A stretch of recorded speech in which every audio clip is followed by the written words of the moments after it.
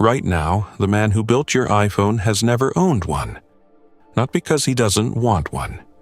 Because he can't afford it, he assembles hundreds of them every single day and takes home $28.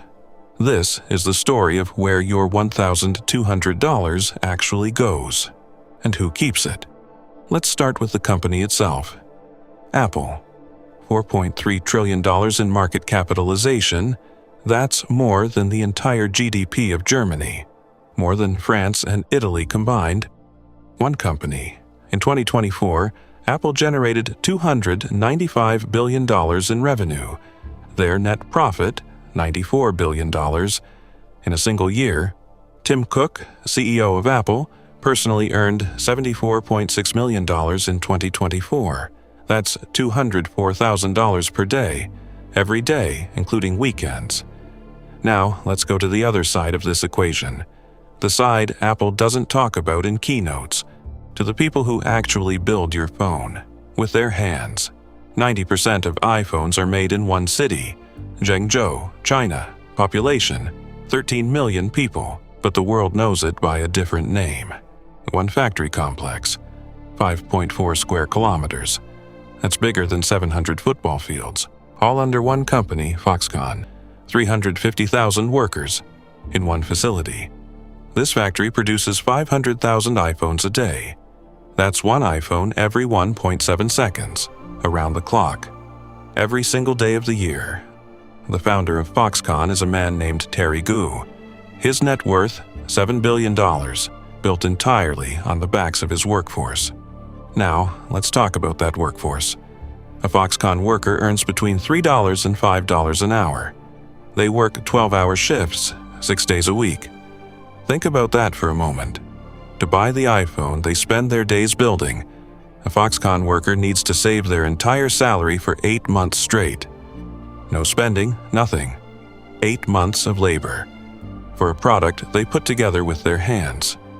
In 2010, something happened at the Foxconn factory that made headlines around the world. 18 workers died by suicide in 1 year, all at the same facility.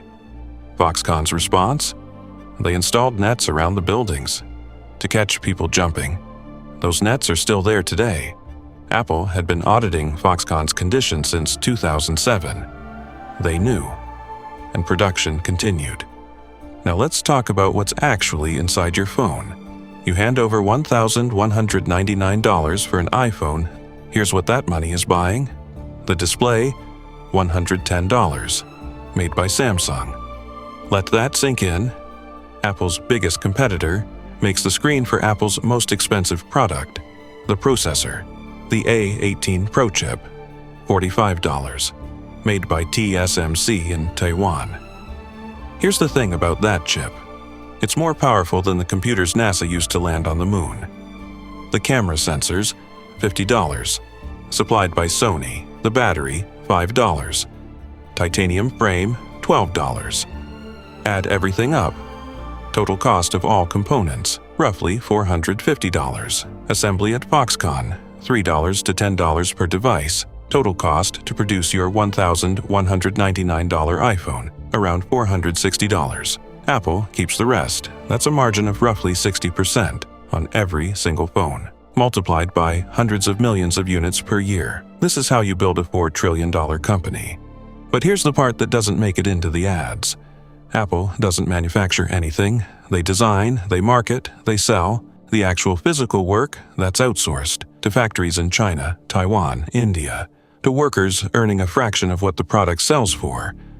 And the architecture behind this system wasn't built by Steve Jobs. It was built by Tim Cook. In the late 1990s, Cook was brought in to fix Apple's supply chain. At the time, Apple was manufacturing in the US. Cook's solution was simple: move everything to Asia, cut costs by 50%, scale production by 10 times. Within years, Apple's profits went through the roof. This is what made the modern Apple possible. Not the design, not the software, the supply chain. The ability to build a $1,200 product for $460. And now, the next chapter is already happening. Apple is moving production to India. Why? Labor is even cheaper there. A factory worker in India earns roughly $2.50 an hour. less than China. The logic is the same. Minimize the cost of human labor, maximize the margin. So, what does this all mean for you, the buyer? It means the product in your hand is the result of a global system built on one principle. Pay as little as possible to make it. Charge as much as possible to sell it. The difference between those two numbers, that's where the $4 trillion comes from. In 2024, Apple spent $94 billion buying back its own stock, not investing in factories, not raising worker wages, buying back stock. $94 billion.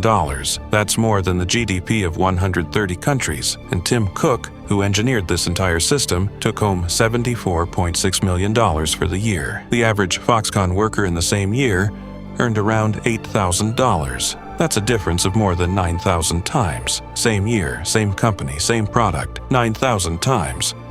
None of this is illegal. None of this is hidden. It's in Apple's own annual reports, available to anyone who wants to read them. The question isn't whether this is happening. The question is, does knowing this change anything for you? The phone will still work the same. The camera will still be excellent.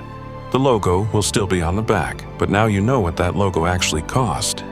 Not in dollars, in something else entirely.